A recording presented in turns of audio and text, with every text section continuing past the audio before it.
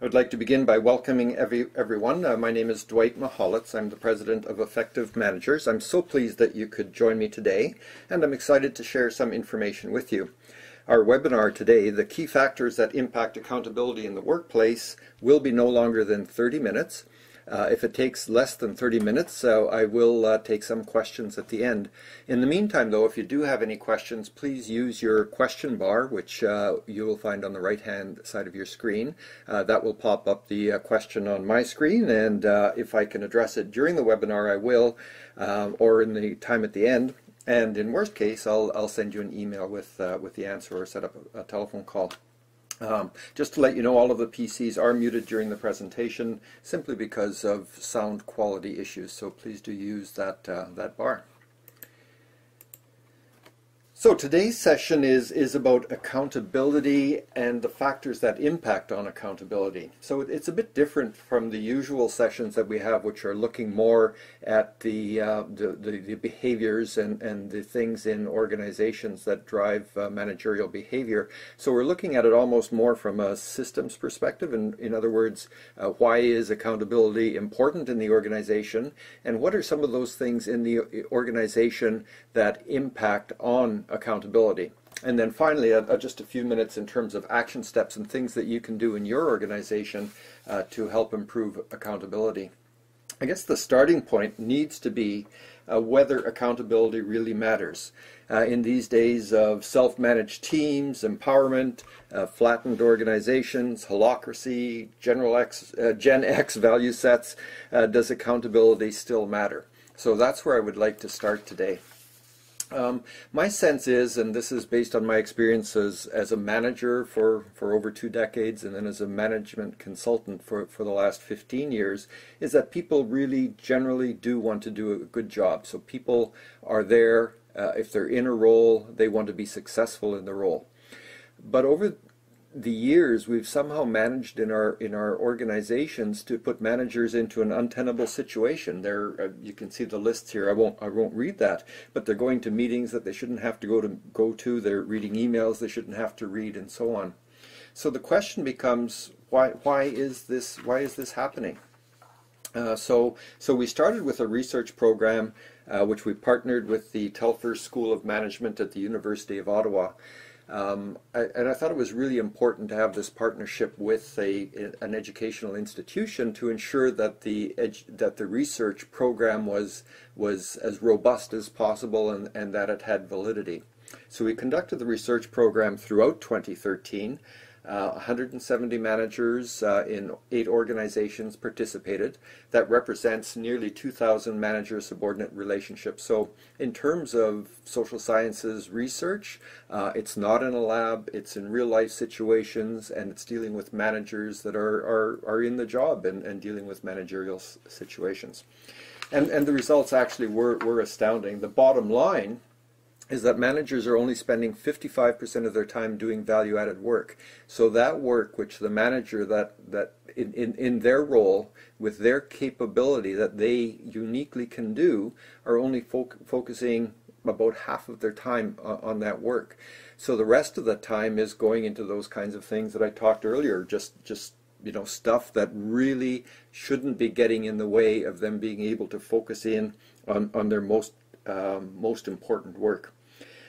We broke that down a bit more and were able to understand that 20% of the time was spent doing work that they identified as work that they weren't hired to do. So it's really stuff that gets in the way of them doing their job. And another 26% of the time was spent on doing work that could be delegated to a support staff. Actually, that's a bit of a pet peeve of mine, is that over the years in organizations we've managed to divest ourselves of qualified support staff that can help managers focus in on that important work. But that's another story and perhaps the subject of another webinar. So that brings me to this point that I wanted to make in terms of accountability, and that the main driver of effectiveness in the organization is accountability. So you see here on this screen that there's a correlation of 0.74. In social sciences studies, this is actually quite phenomenal. A correlation of 1 means it's a perfect correlation. A correlation of 0 means there's no correlation. So this sense of accountability in the organization is really important to effectiveness.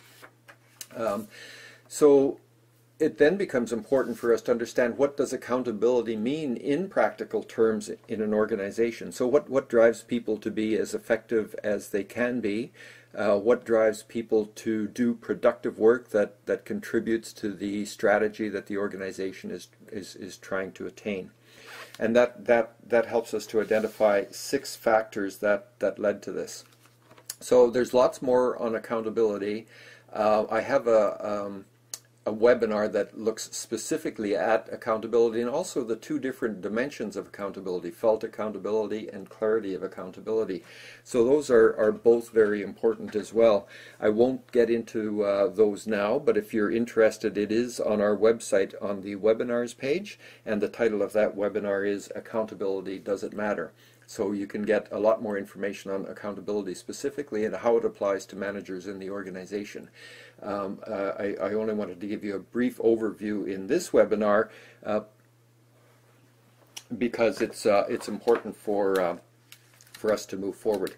I just noticed that my microphone is a little further away than I had hoped it should be, so I think the sound will be a little bit better for you now going forward.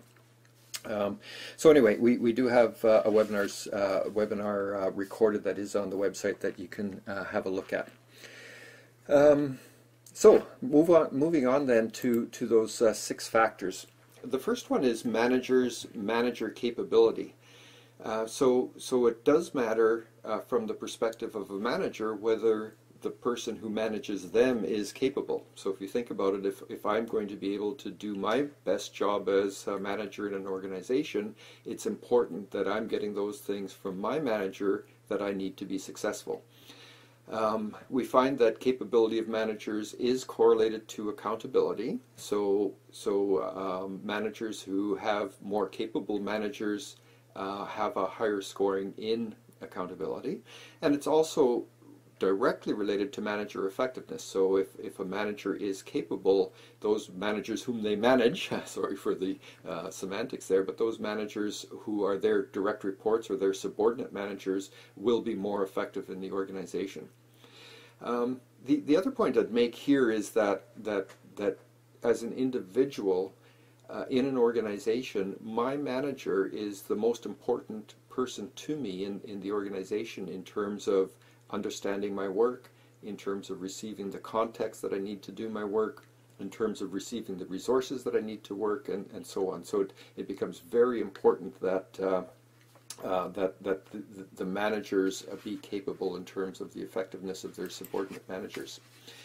So the scoring came back with a mean of 7.9. So we asked people to respond to a series of questions on a 10-point Likert scale, from disagree strongly to agree strongly with these statements. When we put together all of the manager capability questions, we received a mean of 7.9, or if you think of that in kind of grade school scores, it's an A. So perceiving that you have a capable manager is not necessarily the same thing as receiving the direction, delegation, support that you need to do your work. So those are 2 separate things. But nonetheless, we're highly correlated here to show that manager capability is there. The other point I'd like to make on this one is that there is a downside, the downside is that even in the best case, if these managers are doing their managerial work that aligns with their capability, that means we have 20% of situations where managers don't feel that their managers are capable. So that in and of itself is a major finding and something that can be addressed by organizations, and in fact should be addressed by organizations.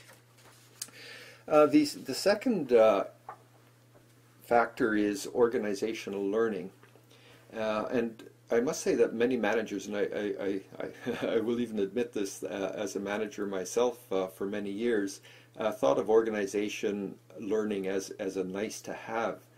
But as I partnered with Professor Sui Go at the University of Ottawa, who's a specialist in this area, I came to understand some of the concepts and aspects of organizational learning that are in fact quite important to organizations.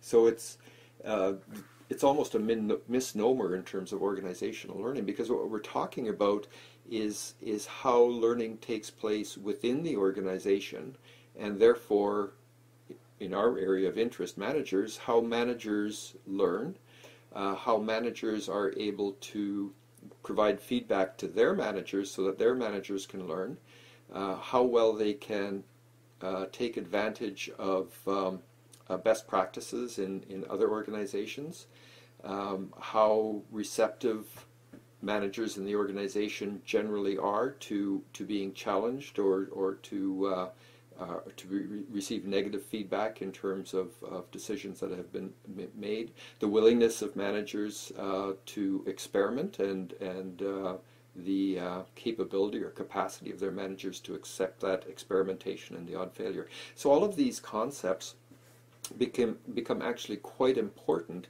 and we did find that organizational learning is not only correlated with manager effectiveness, it's one of the few factors that correlates directly to organization performance. So organizations that, through whatever means, are better at all of these things I've talked about in terms of organization learning do have more effective managers and are better performing. So the score in terms of organization learning was a mean of 6.3 or a C minus. So this does show that there is considerable room for improvement in organizations in terms of either developing and implementing organizational systems, or in fact improving the organizational learning systems that they do have in place. The third factor is workflow, and this is a measure that addresses whether work flows smoothly across the organization.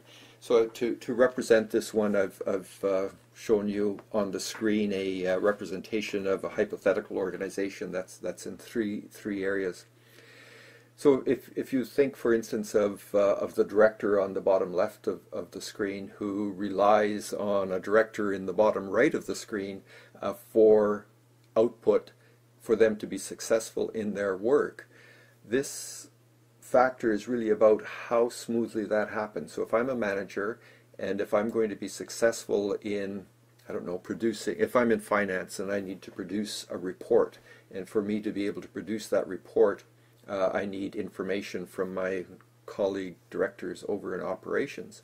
If that information is late, if that information is incomplete, if that information is inaccurate, then I'm not going to be successful in my job to produce a valid report that can be used by the organization for whatever purposes it might have.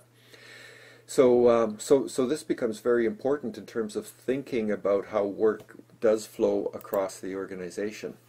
And the mean is 5.5, so we score in organizations generally a D. So in almost half of the situations, managers feel that work does not flow smoothly across their organization. So if you think about things like projects and project management and some of the things that need to happen in project management, or if you think about any of the processes that go across the organization, from sales through purchasing, through delivery, through billing, all of these for success rely on input from others. So workflow is highly correlated with effectiveness. So managers do not feel as effective if workflow is not high, and organizations do not do well in this area. The fourth one is corporate support systems. This is interesting. I was intrigued with these concepts in the reading that I did leading up to the research in terms of thinking about corporate support systems and their role in organizations. So the first thing to think about is that corporate support services are dichotomous. They have two different purposes.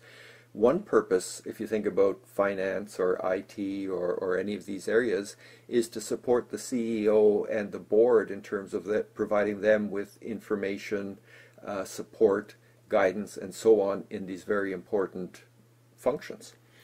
The second is that they also provide support to managers. So if I'm a manager, I rely on human resources to give me training, to give me support, to give me advice when I need it, and so on.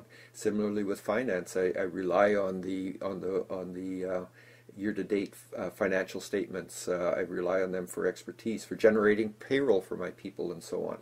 So each of these have those two different views, and you'll see in the next slide. But somehow we've allowed the human resource, the corporate support systems to get out of balance, where apparently there's more focus in on the corporate support than, even reflected in the name, than on the support to managers in the organization. As a result, this creates unnecessary churn in the organizations, where managers are spending more of their time, in their perception, supporting the work of these support systems than they are receiving support from them.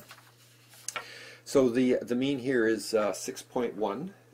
So corporate support systems score a C-. Interestingly, the lowest scoring of all of these functions was the performance management system. So most managers felt that the performance management or performance appraisal system in the organization was not functioning appropriately. The fifth measure was role conflict. We were interested, in terms of all of these other dimensions and effectiveness, is the correlation between a manager's perception of role conflict in the organization and their perception of their ability to be effective. So here you see that we used a measure that had been developed, gosh, what's that, 44 years ago, but it's still a standard in managerial sciences research, and served our purpose very well. So this lack of clarity of accountability, which is directly related to effectiveness, correlates highly with role conflict. So if you think about it, if a manager is not clear about those things that they're accountable for, this will lead to situations where two different managers could have fuzzy logic between their responsibilities vis-a-vis each other, and that can lead to role conflict. It can lead to duplicate work. It can lead to missed work. It can lead to missed deadlines, and so on. So this does show very high negative correlation. So in organizations where there's high role conflict, the manager effectiveness is lower. So the role conflict score is 5.3. We reversed it here for comparability purposes with the other factors, which is a D-. So this is another startling and I think sobering finding, that in almost half of the situations, managers find themselves in role conflict. So this is just really an unnecessary waste of human potential, because managers who could be focusing in on their value-added work are instead wrestling with others in other parts of the organization to be able to get their work done. One of the key aspects, I'll just say one more word on this because I think it's important, in terms of eliminating role conflict, would be for the CEO to have in place a system for delegating clarity around cross-functional accountabilities and authorities. So in other words, how am I accountable, and what is my authority with respect to others in the organization in terms of work that flows across the organization. So there are systems that can be put in place to do this. In most organizations, the response is, well, you're adults, you've been hired to do a job, so work it out, don't bother me with that. And that's not the correct answer. Why waste the resources of individuals to, quotation marks, work these things out, when in fact the CEO could put in place a system that would help to mitigate that throughout the entire organization. The sixth factor is a little bit different. We call this one interdependence. So it's really measures more a state of being in the organization as opposed to being correlated to the other factors. So it looks at the resilience of individuals, the reliance of individuals on others for success in their work. So it's not in itself positive or negative, but it is an indicator of a certain state in those organizations. The mean score was 8.5, and what's interesting about that is that shows that in most organizations interdependence is high. So individuals can't come in, sit down at their desk or at their workstation or at their place in the assembly line, keep their head down and just do that work. For them to be successful, they do rely on others.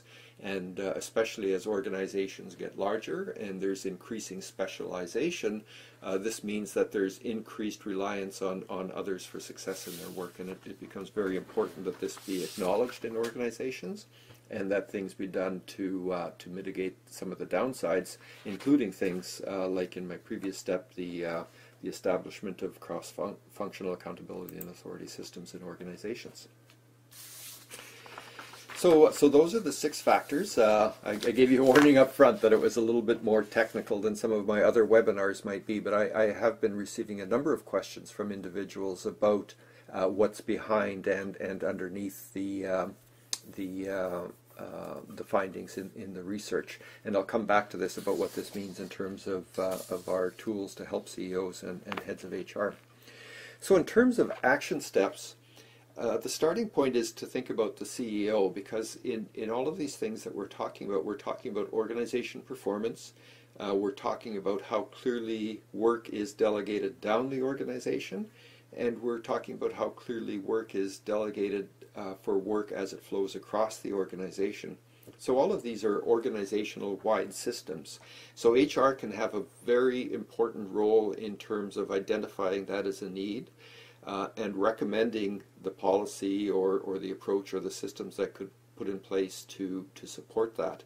But for success, the CEO must be involved, must understand the importance of these systems, must approve them, and then probably most importantly of all, must manage their implementation with her or his own direct reports at vice president or more senior levels, and monitor that system over time through HR, of course, but monitor that system over time to make sure that it is being implemented and used appropriately throughout the organization. So the first question for the CEO is it worth it? Do we need it? And the only way to do that is to assess the current situation in the organization. So certainly your gut can tell you whether things are working smoothly or not, and CEOs, heads of HR, in fact managers in the organization will be able to tell you that in an anecdotal way. But what the effective manager's survey can do, or call it here the manager effectiveness survey, we can look at it either way, is to use that as an assessment tool to understand, number one, what is the current state of effectiveness or not in the organization, but then secondly, how do we measure up in terms of these factors which are highly correlated to accountability, which drives effectiveness in the organization, and then moreover, how are we doing in terms of felt accountability and clarity of accountability throughout the organization. Traditional employee surveys require all employees to participate, but with this survey, the CEO can get results with an investment of 20 to 30 minutes of a manager's time. So it's not as intrusive in the organization. And the survey does assess, as I say, the effectiveness, the accountability factors, and then those 6 related measures that we've been talking about today. So having assessed the situation, whether you use this survey or whether you use other means, you can then put in place a series of action steps within your organization. So the first one I always start is with identify your strengths. So in terms of your accountability, in terms of the measures or factors that I've been talking about today, what are those things that we're the strongest at? So those can be used to leverage any change that you have in the organization. The second step then is to identify the greatest opportunities for improvement. So where do we have the biggest gaps? Where are the missing links in terms of what we want to accomplish in our organization?